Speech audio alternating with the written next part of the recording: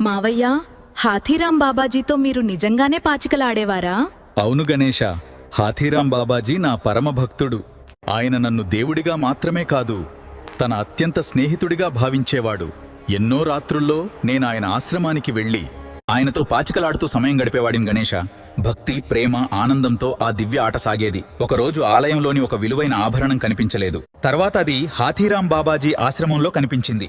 దాంతో అక్కడి రాజు, ఆలయవారు కోపపడ్డారు. స్వామివారు నీతో పాచికలాడతారా? అది నిజమైతే నిరూపించు అని అన్నారు. బాబాజీని బంధించారు. బాబాజీ నిజం చెప్పినా ఎవరూ నమ్మలేదు. ఆయననొక గదిలో బంధించి పెద్ద చెరక్కుప్ప పెట్టారు. రేపటికివన్నీ తినిపోతే నీ మాట నిజమని నమ్ముతామన్నారు. అప్పుడు నేను నా భక్తుడు అవమానపడటం నేను చూడలేకపోయాను. అందుకే ఆ రాత్రి ఏనుగు రూపంలో వచ్చి ఆ చెరకంతా తిన్నాను.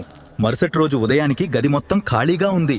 అప్పుడు అందరూ గ్రహించారు, హాథీరాం బాబాజీ సాధారణ భక్తుడు కాదు, స్వామివారి ప్రియ భక్తుడు.